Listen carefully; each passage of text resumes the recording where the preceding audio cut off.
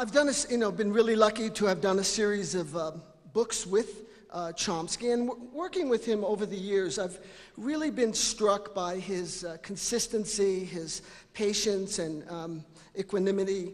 And in terms of his intellectual chops, he's awesome in his syncretic ability to take a wide and disparate amount of information and cobble it into a coherent analysis.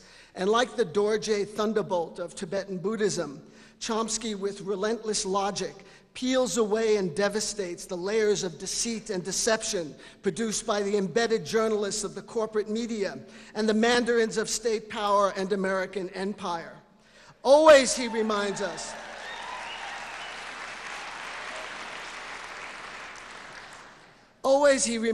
as he did this afternoon on the lawn of the Boulder Public Library, addressing a large gathering there, that the responsibility is up to us. We, the citizens, really must change the society and culture if we want to see a world of peace and social justice and democracy in this country.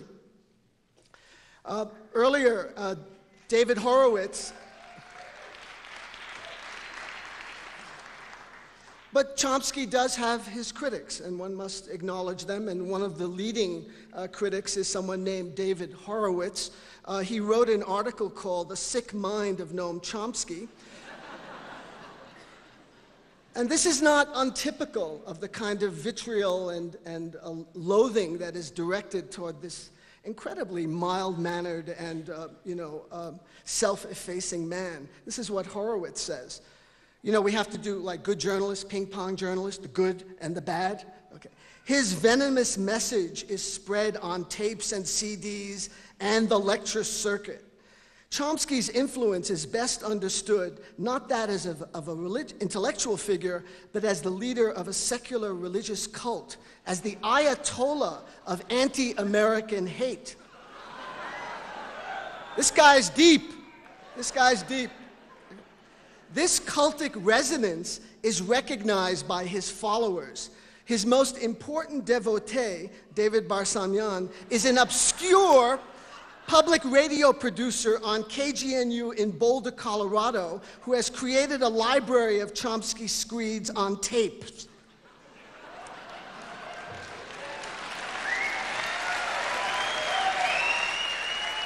All right. Fair and balanced. We report, you decide.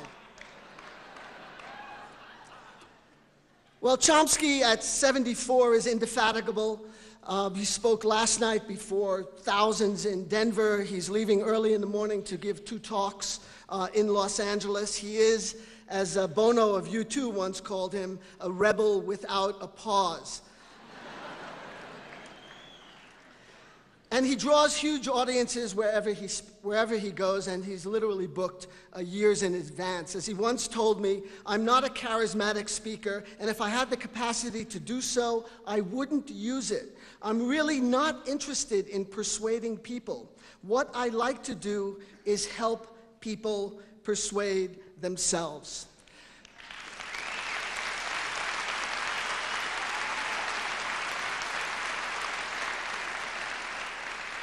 Often Chomsky is introduced as someone who exemplifies the Quaker adage of speaking truth to power. He actually takes exception to that. He says the powerful already know what's going on. It's the people who need to hear the truth. And now, celebrating 25 years of KGNU, please welcome Noam Chomsky.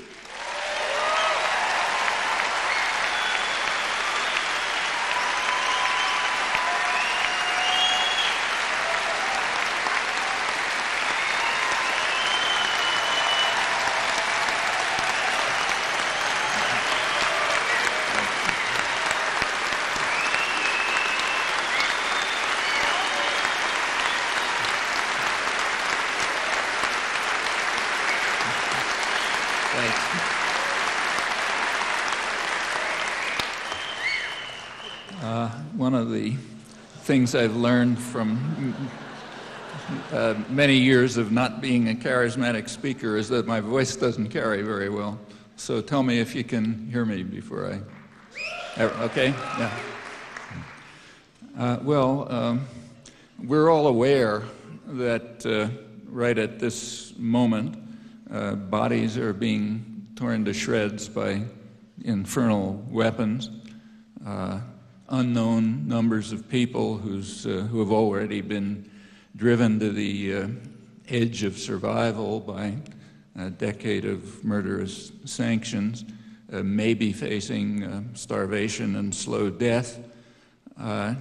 Under these circumstances, it's not very easy to step back and try to ask why all this is happening, where it's likely to go, and what we can do to shape the future. But that's what I want to try to do. About the last question, what we can do to shape the future, the answer is straightforward, quite a lot. In fact, there's no one anywhere who can do as much as we can. We're uniquely privileged. We have unusual freedom.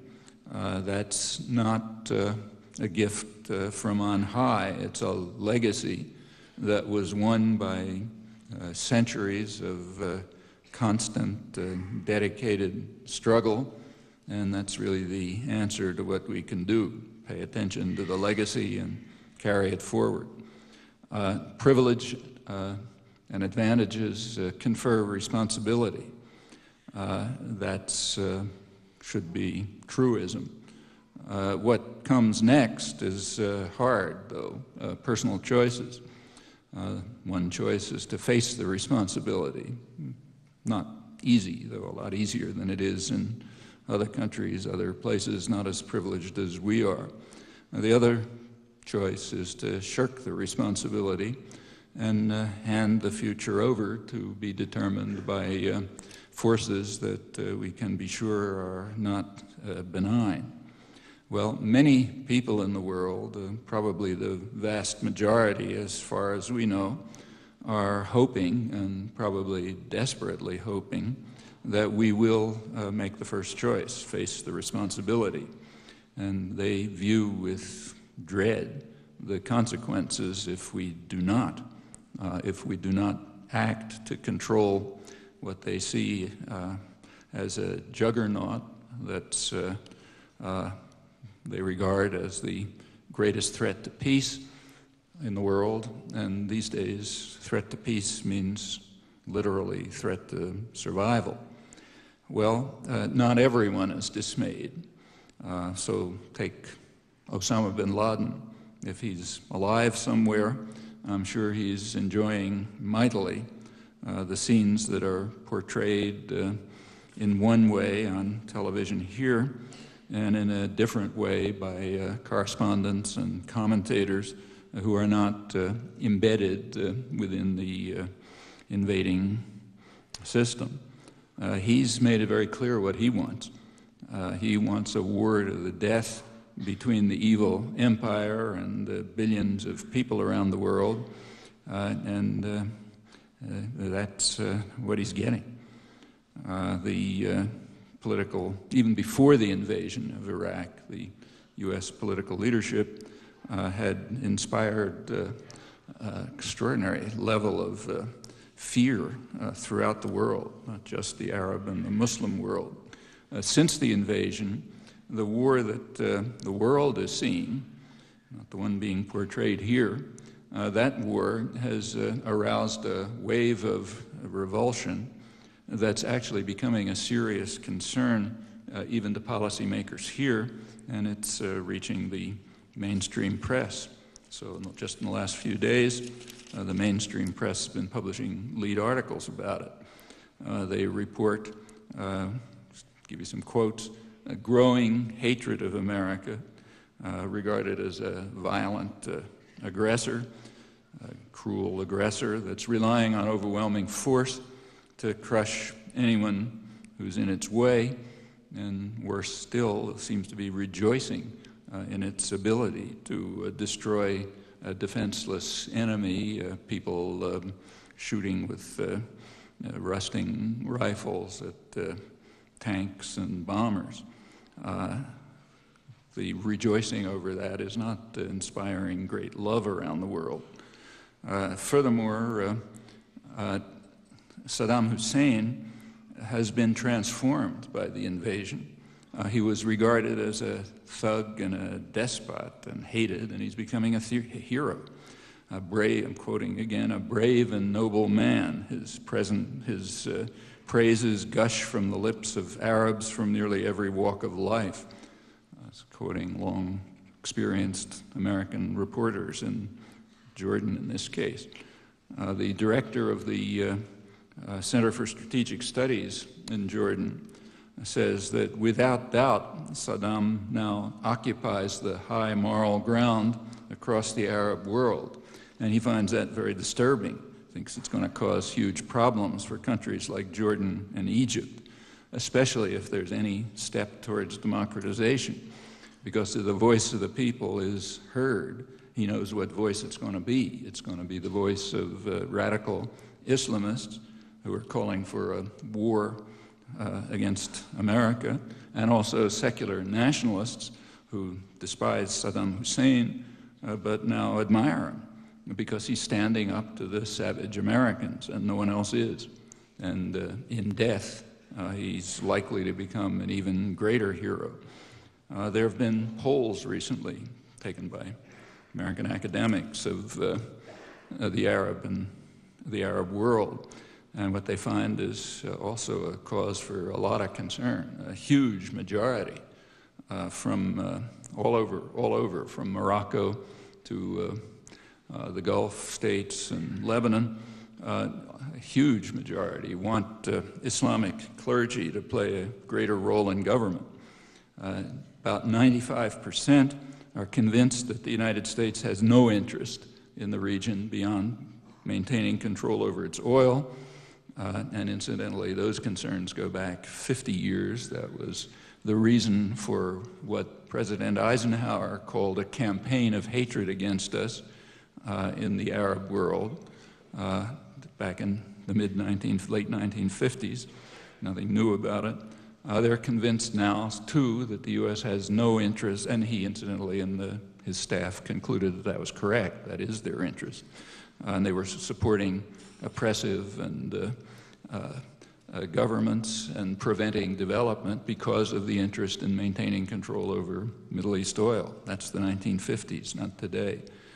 Now, 95% are convinced that that's still the interest, along with protecting Israeli power and humiliating Arabs and Muslims, or anybody who's in the way, relying on the fact that they have an overwhelming monopoly of violence.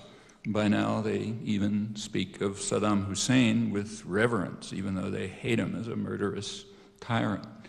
Well, one recent story, and the big, long story in the Washington Post about all this, opens by saying something ominous is brewing that does not portend well for the United States.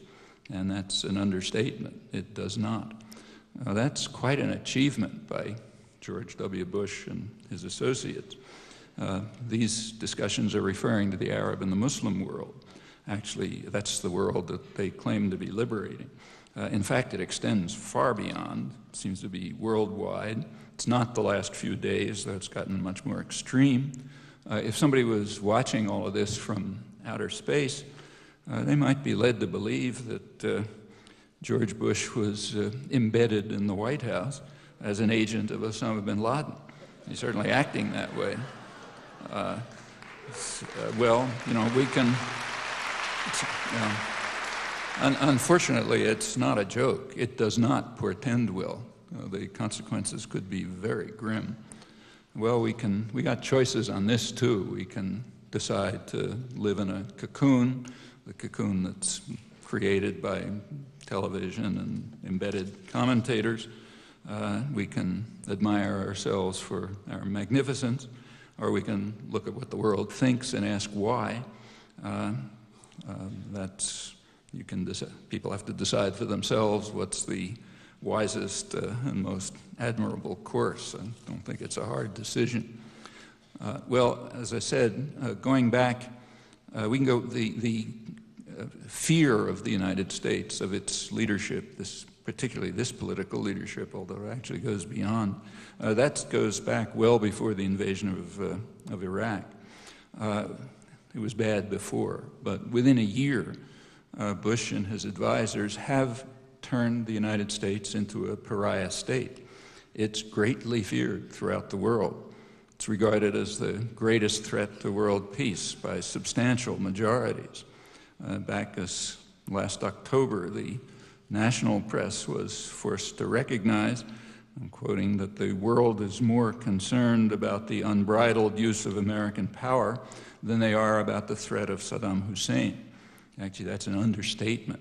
No matter how much the world hates Saddam Hussein, it's only in the United States that he's feared. No one else regarded him as a threat, including his neighbors. They hate him, but they're not afraid of him. That's a special U.S. property. That's reached the point where the fear and concern over U.S. power has been featured in the national media recently, cover stories in Newsweek and the Washington Post recently.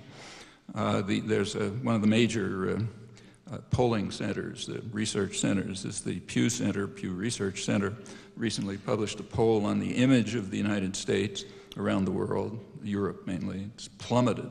It's particularly Bush and his associates. Most places it's still dissociated from the country, though there are some exceptions like Poland and Turkey where the country is feared and hated.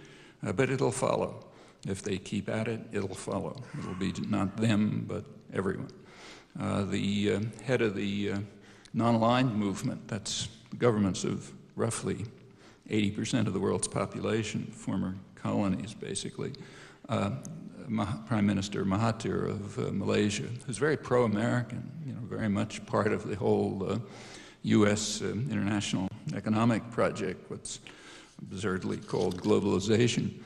He recently said that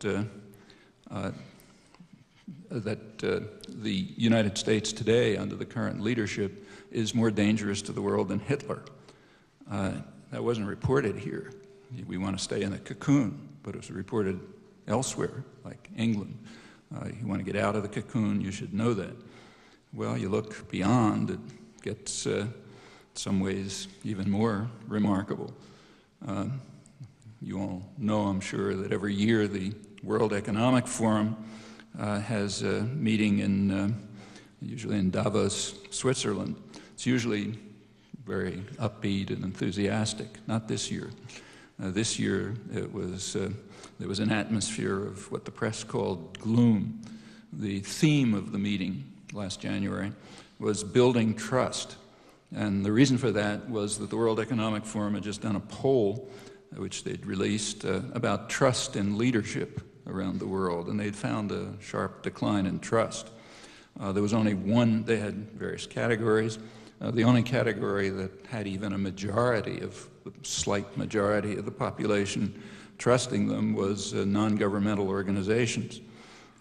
Right below them came the UN and spiritual and religious leaders. Below them were Western European leaders. Keep going down, you get the corporate managers.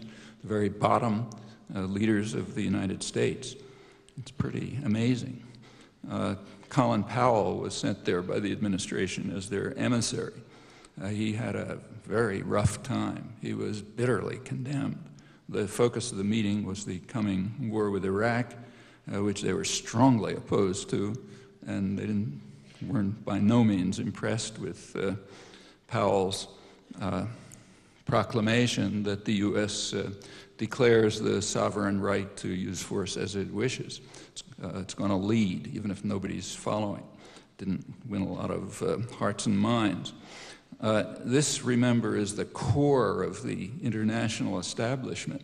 These are the people who the business press calls the masters of the universe. It includes corporate executives who are paying $30,000 each to attend, and major figures everywhere. That kind of opposition to government policy is completely without precedent. And it extends right to the United States. At the heart of the elite opposition to the political leadership is, again, extraordinary. The major foreign affairs journals, American Academy of Arts and Sciences, and others Popular opposition also has absolutely no precedent. There was an international Gallup poll. It wasn't reported here. Again, preference for the cocoon last December. The results were pretty interesting. We'll run through them, but just one result, one question asked had to do with the war that Bush and Blair and Powell and the rest are declaring and are now carrying out, a war that they carry out without any calling themselves the Allies, but they're allied only in the sense that they're allied against almost universal world opinion. The coalition forces, as the propaganda system calls them. A war carried out by them didn't even barely reach 10% support in any of the countries polled. The opposition in Europe was greatest in the countries that were where the leadership was lining up with Washington over the overwhelming opposition of their own population. That's incidentally being lauded here in a demonstration of hatred and contempt for democracy that also has no precedent. David was making jokes about France, but the reason for why France and Germany are so reviled is that the governments are taking the position of the overwhelming majority of the population. And that's considered a crime. Let's see.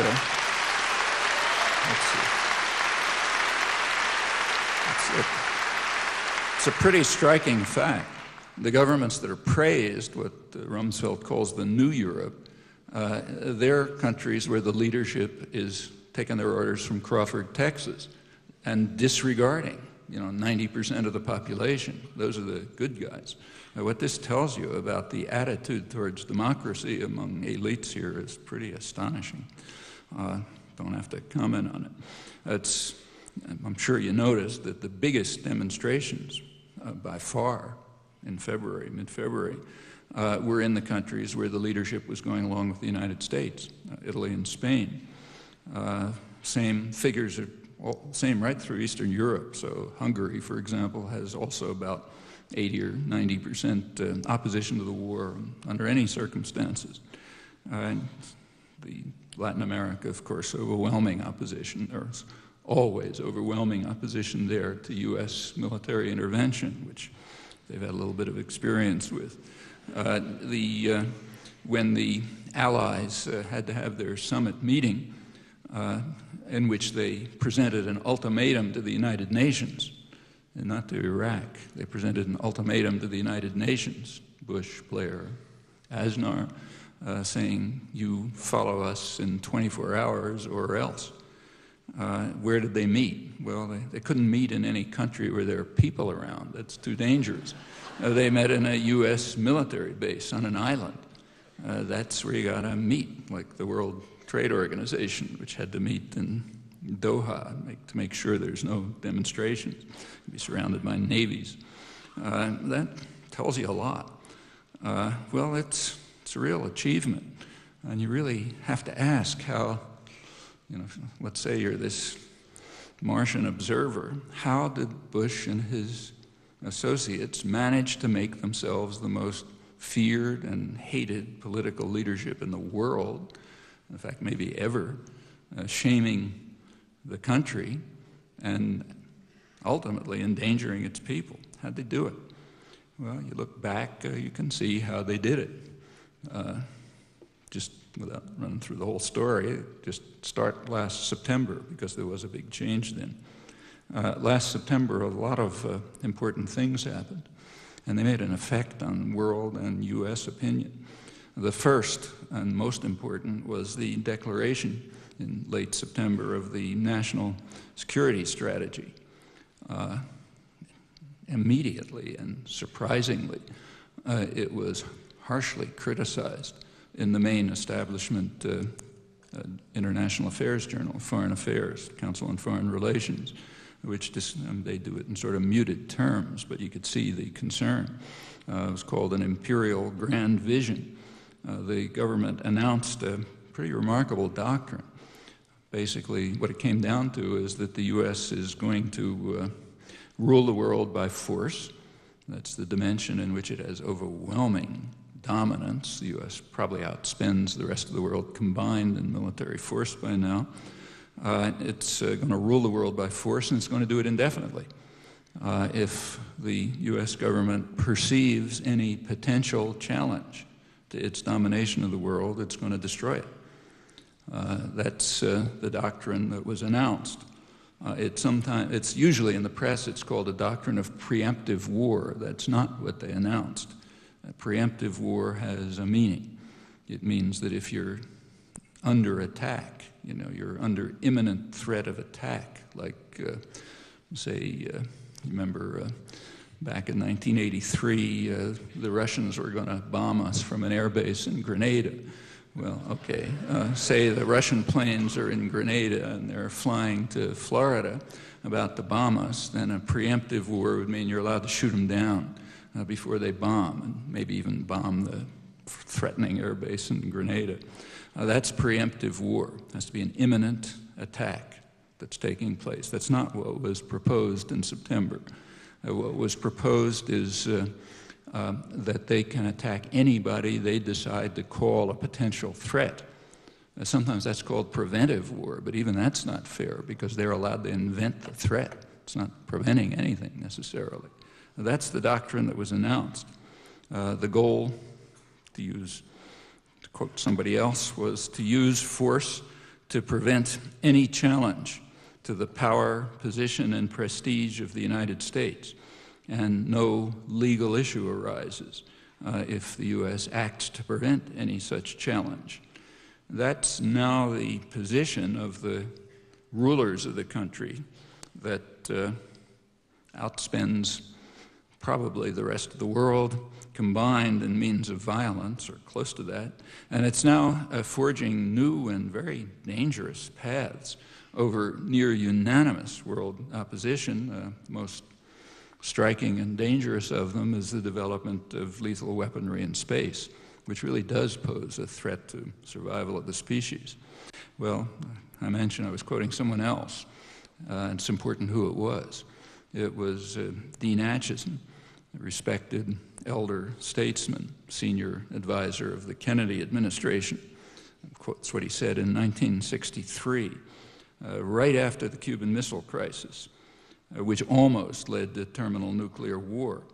The roots of the missile crisis were a campaign of international terrorism that the Kennedy administration was carrying out in order to carry out what's now called regime change in Cuba.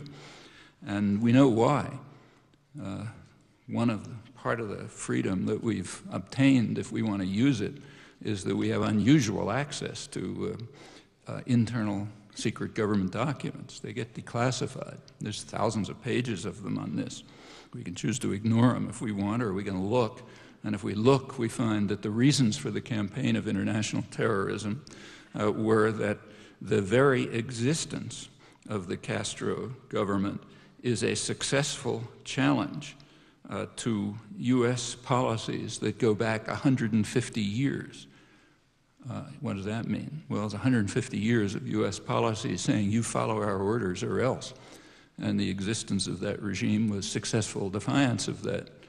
Furthermore, it was regarded as a threat because of the possible spread of the Castro idea of taking matters into your own hands, which has great appeal to people in the region who suffer from similar forms of oppression. We got to stop that. 150 years of policy tell us that. Well, that was the reason for the international terrorist campaign, led right to the missile crisis, almost nuclear war, just learned how close it was. After the crisis was over, the terrorist campaign was renewed, along with economic strangulation, and right at that point, Dean Acheson informed the American Society of International Law that no legal issue arises in the case of a U.S. response to a challenge to its power, position, or prestige. Well, that's approximately the Bush doctrine of September 1992. This is the opposite end of the political spectrum, remember. And that's important to know. We want to understand ourselves, remember what the political spectrum is. Well, why the shudders around the world and the foreign policy elite here in September, last September? Well, there's a reason. Acheson was describing policy, and it's true, that is policy. It's been so for a long time. But the national security strategy last September proclaimed it as official policy, and that's quite a difference, an important one.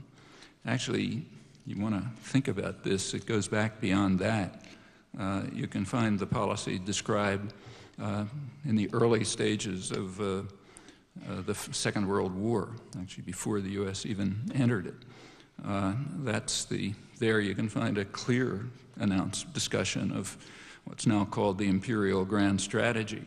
So even before the U.S. entered the war, there were study groups of high-level planners from the Council on Foreign Relations, kind of the foreign policy elite, and the State Department trying to decide what to do in the post-war world. And they concluded that in the post-war world, the United States must hold, I'm quoting it now, must hold unquestioned power and must act to ensure limitation of any exercise of sovereignty by states that interfere with U.S. global designs. That's the September National Security Strategy. And they also recognized that the foremost requirement to secure these ends is rapid fulfillment of a program of complete rearmament.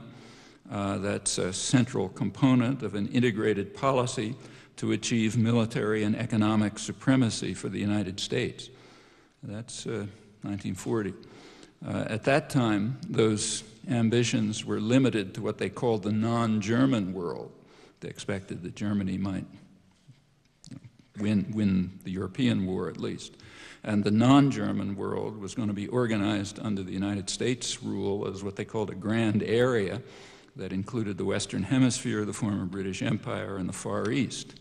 Well, shortly after that, Russia beat back the Nazi armies at Stalingrad, and it became fairly clear that Germany would ultimately be defeated, and these plans were then extended to include as much of Eurasia as possible, and they were implemented after the Second World War. They've been described since, as in Dean Acheson's comment, and now they're official policy. Well, that's all important to know. In a society that really valued its freedom, I wouldn't have to be saying this. Everybody would have learned it in high school. These are really important things to know about ourselves. There's plenty more like it.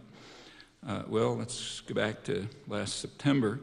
One important development, which did cause plenty of concern around the world, foreign policy elite here, was the proclamation of the national security strategy. Something else happened in September. September was the opening of the political campaign for the midterm elections. And that was combined with an enormous propaganda campaign which began to present Iraq, Saddam Hussein, as an imminent threat to the survival of the United States, with insinuations that Iraq was responsible for the September 11th attacks. Actually, if you look at this morning's New York Times, Karl Rove, who's George Bush's minder, as they call him in Iraq, he describes it this morning.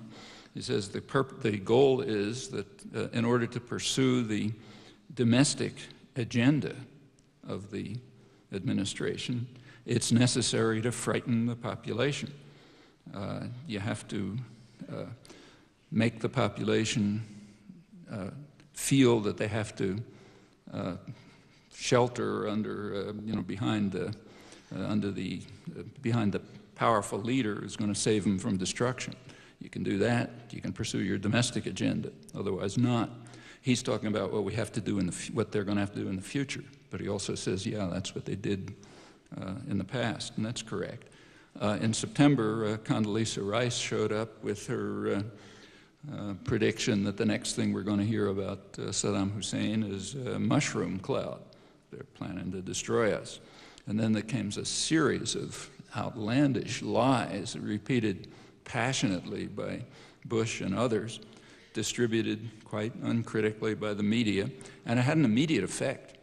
You take a look at polls by September, after this campaign began, roughly 60% of the population believed it and continue to believe it.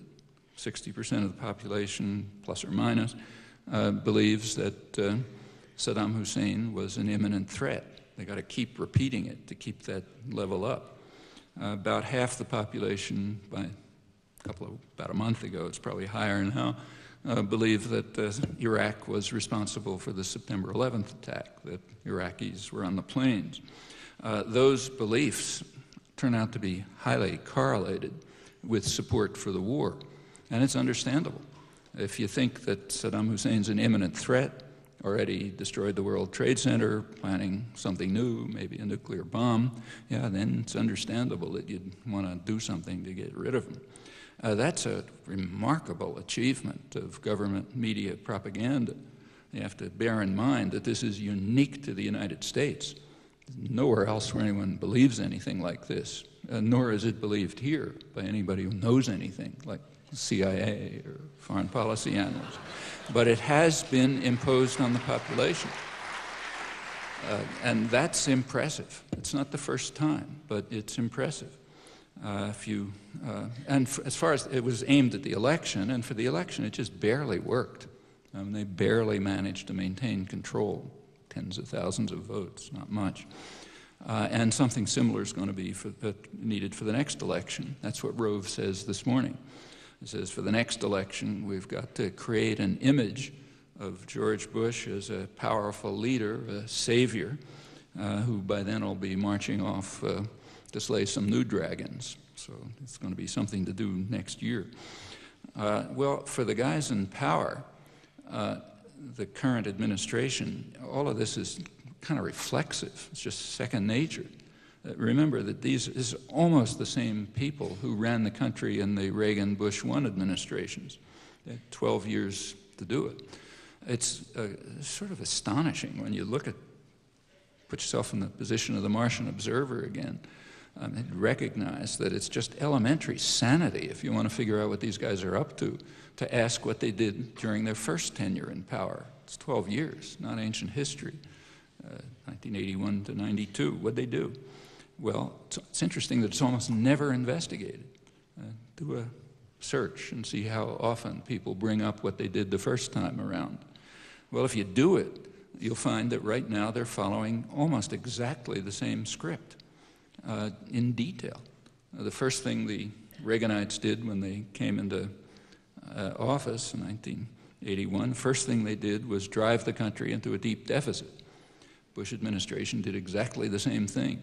This time, the way they did it was by a huge tax cut benefiting very tiny top percentage of the population, and by the biggest increase in federal spending in 20 years, quoting the Wall Street Journal.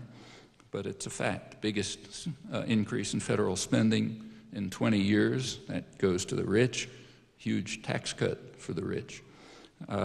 Well, that causes a problem, just as it did in the Reagan years.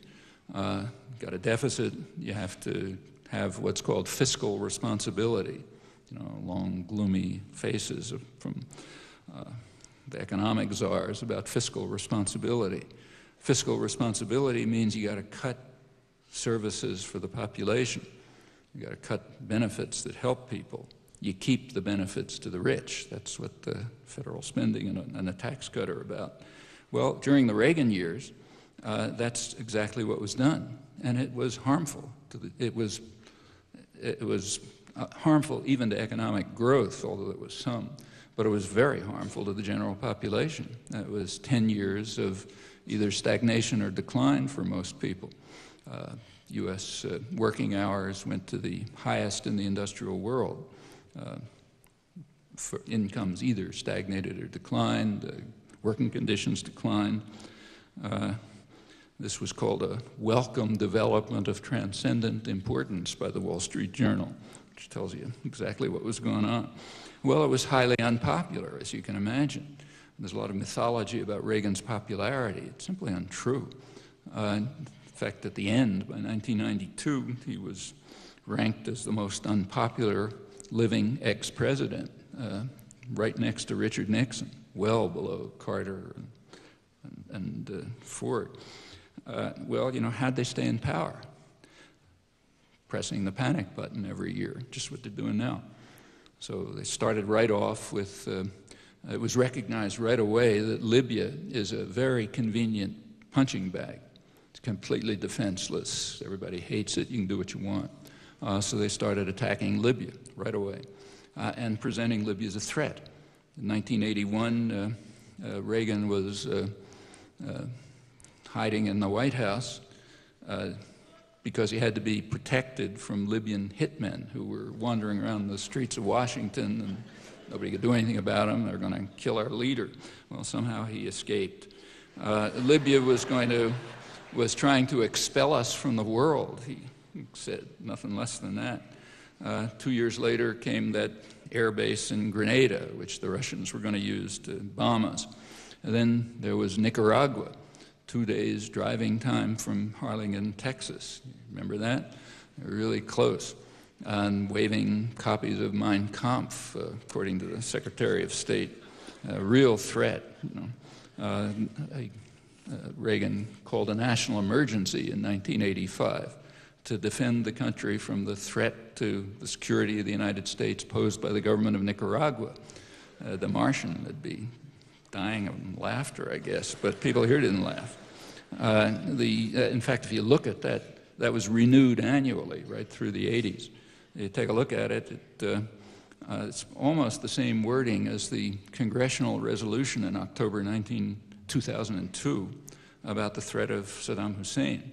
Imminent threat to the security of the United States. You've got to do something. In the 1980s, it meant a terrorist war against Nicaragua. Ended up with the U.S. had to defy the World Court. The Security Council continued, destroyed the country practically. The other countries even worse. In 1988, George Bush was able to get elected, George Bush #1, but only by invoking the threat of black criminal rapists. Willie Horton, you remember that? That's how he got elected, terrified everyone.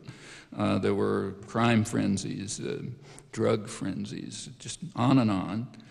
The international policies then were the same as now.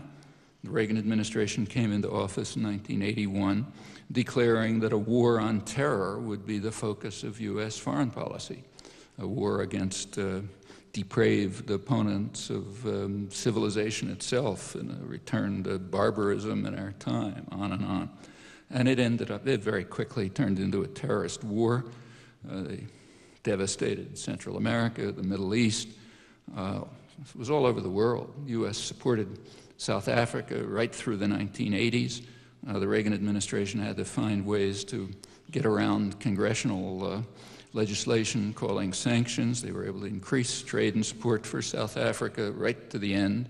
Just in the Reagan years alone, South African depredations in the surrounding countries, in Angola and Mozambique, killed about 1.5 million people. It's not small. That's when ends up with Colin Powell, the moderate, as National Security Advisor. In 1988, the U.S. declared Nelson Mandela's African National Congress to be one of the more notorious terrorist organizations in the world. That's part of the reason for supporting the South African apartheid regime. In 1987, December 1987, the U.S. voted against, that means essentially vetoed, the strongest UN resolution, General Assembly resolution, condemning terror in all its forms. It's the strongest resolution the UN has passed. The U.S. voted against it. The U.S. and Israel alone voted against it.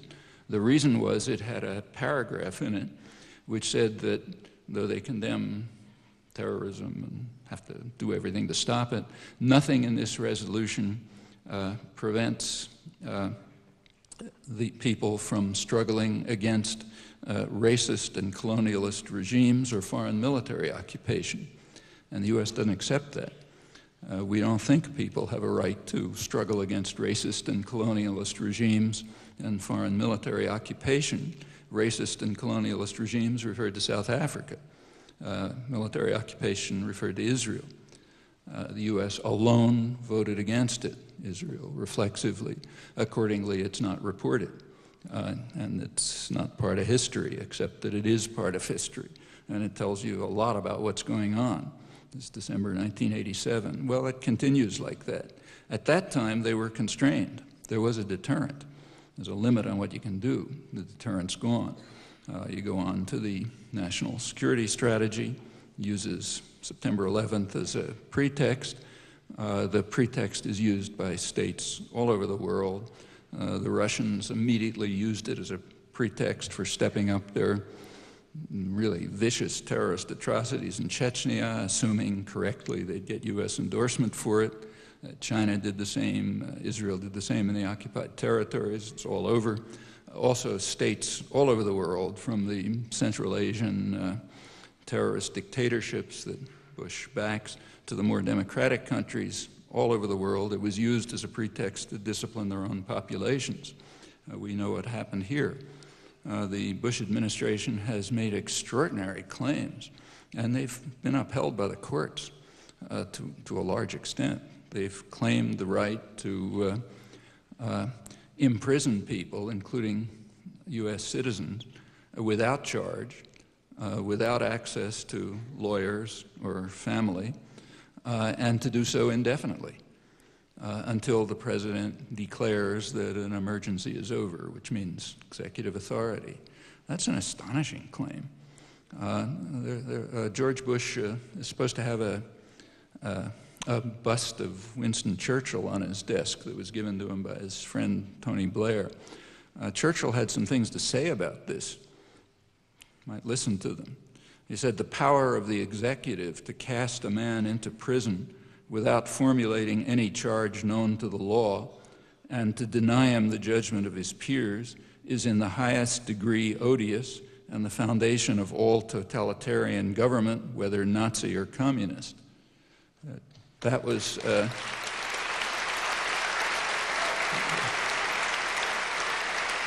that's what is being claimed and implemented by the United States. Churchill said this in 1943.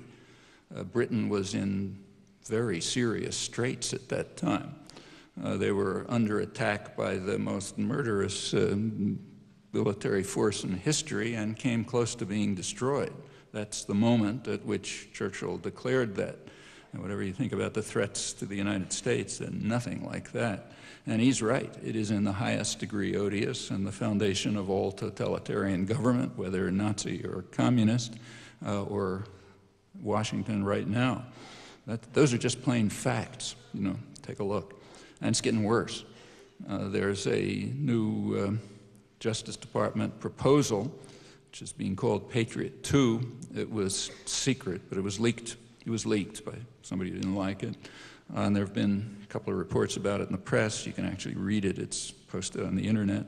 NYU law professor Jack Balkin, who wrote about it, says the following: there is no civil right, not even the precious right of citizenship, that this administration will not abuse to secure ever greater control over American life. And if you read the proposal, he's exactly right. It even grants the Justice Department the right to take away citizenship just by inference, what they call inference, not any actual actions. They somehow infer from something they don't like that they don't like you, they can take away your citizenship. Nothing's ever been claimed like that. That goes far beyond what Churchill described as in the highest degree odious. Well, whether that's implemented or not is up to us. Alan Gilbert here has a recent book which he opens by quoting James Madison, who warned about those who seize upon dangers abroad to blind your eyes to dangers at home. That rings pretty true, worth thinking about. Well, September 11th was the pretext. National Security Council security strategy was announced. Election campaign came along. The doctrine was announced, the doctrine of war against anybody you don't like, preventive war. The purpose is to establish that as a norm of behavior, what international legal scholars will call a new norm in international law. But to establish a norm, you have to do more than declare it. You have to illustrate it. You have to carry it out. You got to show that you're going to do it. Then it becomes a norm if you're a rich and powerful country, not if you're somebody else. Well, how do you do it? You got to pick a target. Target has to meet several conditions. One condition is it has to be defenseless. You got to make sure that you're going to have an overwhelming victory so you can rejoice over the destruction of people from a safe distance. Secondly, it's got to be important. So like there's no point going after, Burundi or some place like that. It's got to be a place that matters. Okay, what state satisfies those two conditions? Completely defenseless and very important. Well, that's Iraq. It's been utterly devastated by a decade of sanctions. It's the weakest country in the region, which is why it's not feared, no matter how much it's hated. Even in Kuwait and Iran, which Saddam invaded, not feared. In fact, for the last 5 years, they've been trying to reintegrate it into the regional system over strong U.S. objectives. It's the United States that fears it alone, just like it feared Nicaragua and Grenada and other demons. And it's extremely important. It has the second largest oil reserves in the world. Back as far back as 1945, the State Department described Persian Gulf oil resources as, in their words, a stupendous source of strategic power, one of the greatest material prizes in world history. Ever since then, the U.S. has been determined to control it. It's a leading principle of foreign policy. Actually, it goes back before, but it was the British before. And it's understandable. You don't give away a stupendous source of strategic power and one of the greatest material prizes in world history. It's important to recognize that that means control, not access. The U.S. didn't need the oil. In fact, it barely needs it today. Look at intelligence projections. They're expecting to rely on more secure Atlantic Basin resources, Western Africa, Western Hemisphere. But they want to control it, just as they did after the Second World War. And there's a reason for that. If you control a stupendous source of strategic power, you control the world. That's a lever of world control. You have what planners at the time called veto power over other countries. You can also set prices and production levels within the range that you want, and you can make sure that the profits flow back into the right pockets. It is an enormous to gain control over this resource and to have probably military bases there is a tremendous achievement for world control, if that's what you're aiming at. You read counter-arguments to this, and they're worth looking at. So it's argued that can't be true because the costs of reconstruction are going to be greater than the profits that will be made. Well, maybe that's true, maybe it isn't, but it's totally irrelevant. And the reason is because the costs of reconstruction are going to be paid by the taxpayer, by you. And the profits are going to go right into the pockets of the energy corporations. So yeah, doesn't matter how they balance out, it's just another taxpayer subsidy to the rich. Doesn't matter what the numbers are. So all the discussions are completely irrelevant. The profits will go to, Bechtel Corporation or Dick Cheney's Halliburton Empire or one thing or another, which will be chosen to what will be called rebuild Iraq at taxpayer expense. That's part of the way in which you transfer wealth and power from the population to the rich. Many ways, and that's one. Is there another way to proceed at this point? Yeah, there sure is. The United States could pay reparations to Iraq. That would be proper. And remember what it is. I mean, you're not reading about it in the newspapers, but you all know. It's reparations from 20 years of devastation of Iraq. First, 10 years of support for Saddam Hussein, right through his worst atrocities. The guy's now in office. They didn't care about the atrocities, continued to support him, provide him with means to develop weapons of mass destruction. They even said why they were doing it. It didn't have to do with the war with Iran. It continued after Iran. The reason was because of, as George Bush #1 explained, his administration, our duty to support American exporters. That's why we had to support Saddam Hussein after the gassing of the Kurds and everything else. And then they added the usual boilerplate about Saddam Hussein being a source of stability and, we can help improve the human rights situation and so on. That went right up to the day of the invasion of Kuwait. First mistake. It didn't follow orders. The other crimes were fine.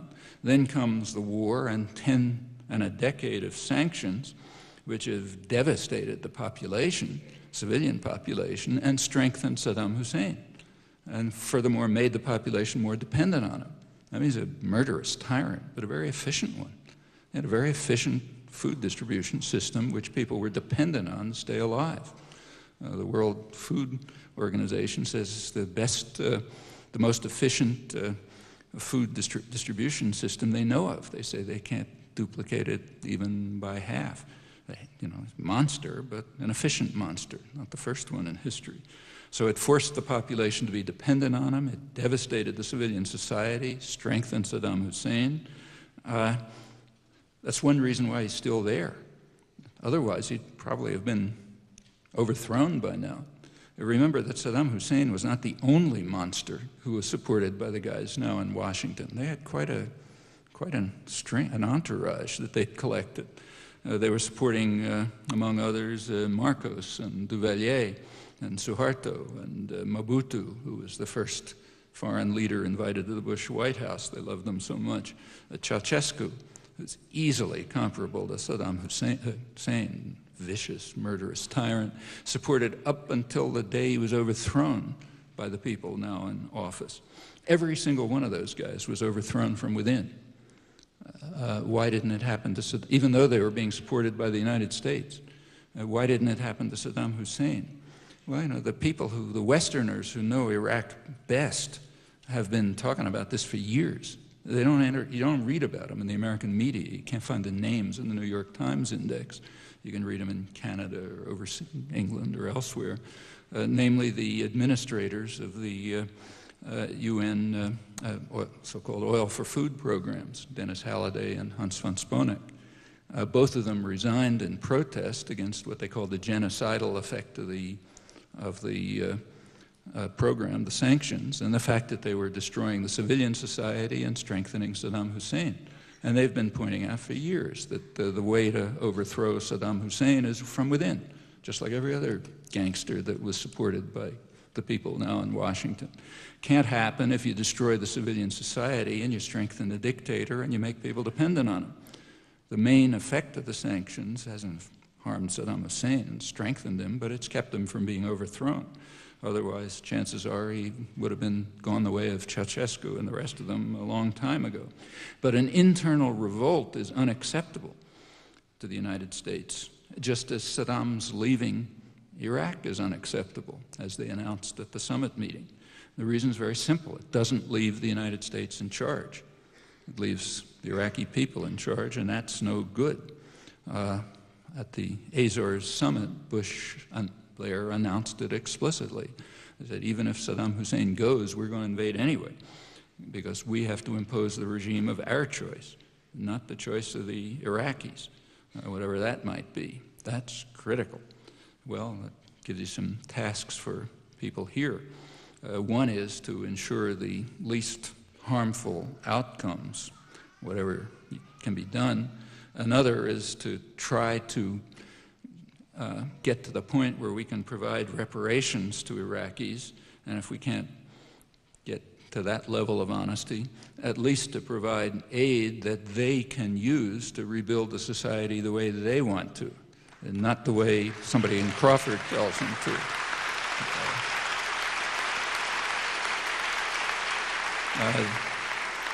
The next